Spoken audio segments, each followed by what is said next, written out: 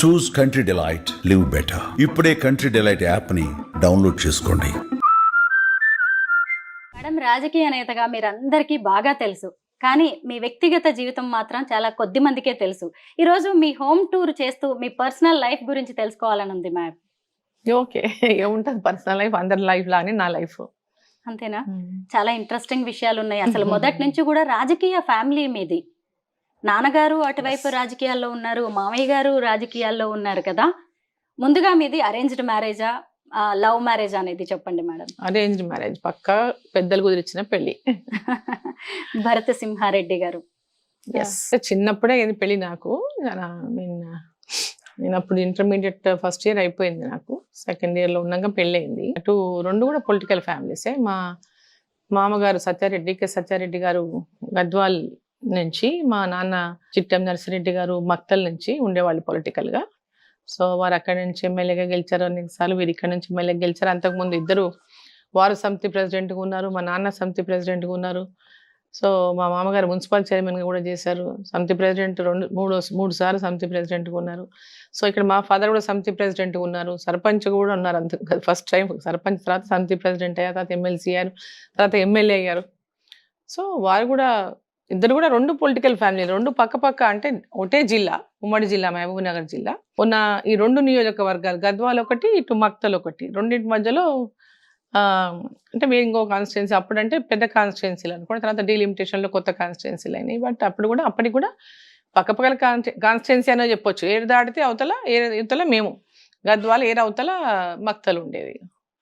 So రెండు కూడా political రాజకీయ కుటుంబాలే కాబట్టి పొలిటికల్గా ఇక జిల్లాలో కూడా వాళ్ళిద్దరూ చాలా సర్వీస్ చేశారు, మా ఫాదర్ కానీ మా మామయ్య గారు కానీ.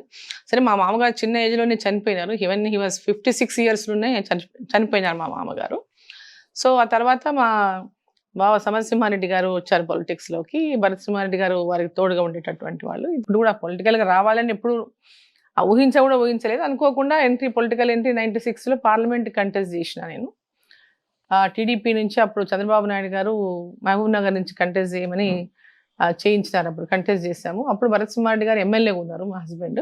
అంటే తెలుగుదేశం గవర్నమెంట్లో రామారావు గారు ముఖ్యమంత్రి, తర్వాత బాబు గారు ముఖ్యమంత్రి అయిన తర్వాత వారికి అసోసియేటెడ్ మెంబర్ గానే ఉన్నారు టీడీపీకి. ఎందుకంటే కాంగ్రెస్ తో మా బావగారికి ఇద్దరికి కొంచెం డిఫరెన్సెస్ వచ్చి ఇద్దరు మా బావగారి మీదనే పోటీ చేశారు బ్రదర్. సో అట్లా ఇద్దరు కాంగ్రెస్ నుంచి మా బావగారు ఉండేది, వీరు టీడీపీ నుంచి అనుకున్న టీడీపీ టికెట్ రాలేదు కానీ ఇండిపెండెంట్గా పోటీ చేశారు అప్పుడు. సో అట్లా వారు మొదటిసారి ఎమ్మెల్యే అయినారు. అంతకుముందు ఎప్పుడు కూడా వాళ్ళ ఫాదర్కి కానీ వాళ్ళ బ్రదర్కి కానీ వారితో పాటే ఉండి మొత్తం పొలిటికల్గా అంతా కూడా తను హోల్ సపోర్టెడ్గా ఉండి పనిచేసేటటువంటి వాడు. సో డైరెక్ట్ పాలిటిక్స్లోకి వారు 94లో వచ్చిన 94 to 99 ఎమ్మెల్యేగా ఉన్నారు. సో దాని తర్వాత 96లో నేను పార్లమెంట్కి పోటీ చేశాను. డైరెక్ట్గా నేను అంటే పాలిటిక్స్లో డైరెక్ట్గా కంటెస్ట్ చేయడం అదే ఫస్ట్ టైం. అప్పుడు మహబూబ్ నగర్ పార్లమెంట్కి పోటీ చేశాను నేను. అప్పుడు ఉమ్మడి జిల్లా ఉమ్మడి జిల్లాలో మహబూబ్ నగర్ అండ్ నగర్ కర్నూలు రెండు కాన్స్టిట్యున్సీలు. మహబూబ్ నగర్లో గద్వాల్, అలంపూర్ అప్పుడు మహబూబ్ నగర్ పార్లమెంట్లోనే ఉండినాయి. సో అప్పుడు నేరోగా ఓడిపోయాను, అప్పుడు చాలా తక్కువ ఓట్లతో. అప్పుడు ఏంటంటే ఫస్ట్ టైం ఒకటే కాకుండా మాకు ఇంట్లో నా కూతురు పెళ్లి ఉండింది. సో పెళ్లి పెట్టుకుని కార్డ్స్ డిస్ట్రిబ్యూషన్ అన్ని అయిపోయాక ఎలక్షన్ కంటెస్ట్ చేయాలనేటటువంటిది. సో అప్పుడు కొంచెం టైం కూడా ఇవ్వలేకపోవటం, డైరెక్ట్ ఫస్ట్ టైం కాకుండా రామారావు గారు చనిపోయినటువంటి కొత్త రోజులు అవి.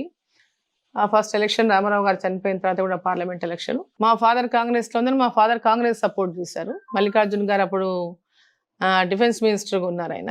సో వారు అక్కడ పోటీ చేశారు మహబూబ్నగర్ నుంచి. వాళ్ళు అంతకుముందు కూడా ఎంపీగా ఉన్నారు, అక్కడి నుంచి పోటీ చేశారు. సో అక్కడి నుంచి వారు పోటీ చేసినారు. వారి మీద నేను టీడీపీ నుంచి పోటీ చేశాను. సో వెరీ నేరోగా ఓడిపోయింది. అప్పుడు 3000 అంతా బిలో 4000 ఓట్లతోనే ఓడిపోయింది. అప్పుడు ఫస్ట్ 96లో మీరు కంటెస్ట్ చేశారు, ఆ తర్వాత 99లో మళ్ళీ చేసినట్టున్నారు. 99లో అసెంబ్లీ కంటెస్ట్ చేశాను. ఇక 2004 నుంచి వెనక్కి తిరిగి చూడలేదు మీరు. ఇప్పుడు మేమున్నది గ్రౌండ్ ఫ్లోర్ లో మొత్తం కూడా దీన్ని దాదాపు పార్టీ ఆఫీస్ గానే వాడుతూ ఉండొచ్చు. ఎందుకంటే చాలా మంది వస్తూ ఉంటారు కదా మేడం మిమ్మల్ని కలవడానికి. సో ఎక్కడ చూసినా గ్రౌండ్ ఫ్లోర్ లోనే, ఆఫీస్ అంతా గ్రౌండ్ ఫ్లోర్ లోనే ఉంటది. గ్రౌండ్ ఫ్లోర్ లోనే అందరినీ విజిటర్స్ అందరినీ కలుస్తా. కాన్స్టిట్యున్సీ నుంచి వచ్చిన అందరినీ కూడా కానీ గ్రౌండ్ ఫ్లోర్ లోనే కలుస్తా. సో మార్నింగ్ కిందికి వచ్చేసానంటే మళ్ళీ నైటే పైకి వెళ్తాను. మొత్తం ఎక్కువ ఇక్కడే ఉంటారు మీరు. కిందనే ఉంటా. ఈ రూమ్ తో కూడా మీకు ఎక్కువ అటాచ్మెంట్ ఎక్కువ కిందనే ఉంటది, ఎందుకంటే వచ్చిపోయే వాళ్ళు ఉన్నప్పుడు వచ్చిపోతుంటా. నేను ఇంట్లో లేకుంటే ఇక కాన్స్టిట్యున్సీలో ఉన్నట్టు, కింద లేనుంటే కాన్స్టిట్యున్సీలో ఉన్నట్టు. ఎప్పుడు కన్స్ట్రక్షన్ చేశారు మేడం ఈ ఇల్లు? ఇది చాలా ఏం లేదు. ఇక్కడ నేను జూబ్లీస్ లో ఇక్కడికి వచ్చి 86 లో మొదలు పెట్టాము ఇల్లు. 87 లో వచ్చాము ఇక్కడికి.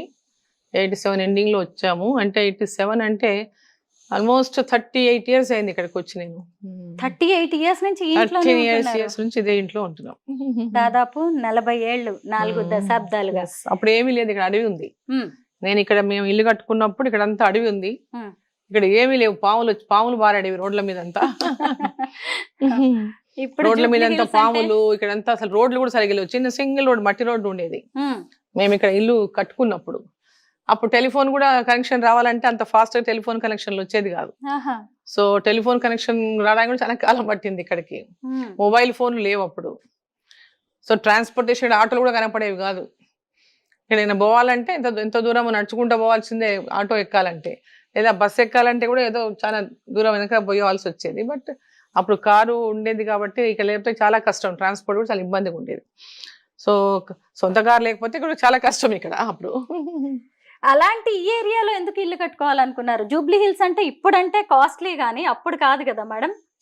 అప్పుడు చాలా తక్కువ, మేము కొన్నది చాలా తక్కువ అప్పుడు ఈ పక్క అంత అడవి కాబట్టి ఈ పక్క బంజారా హిల్స్, అన్నపూర్ణ స్టూడియోస్ వరకే జనసంచారం ఉండేది. దాటినాక ఇంకేం ఉండేది కాదు. కంప్లీట్ గా చీకటి అంతా ఉండేది. అప్పుడు ఈ గుట్టల్లో, వెనక గుట్టల్లో అంతా ఎక్కడైనా మర్డర్లు జరిగితే ఇక్కడే శవాలను వేసిపోయేటటువంటి వాళ్ళు.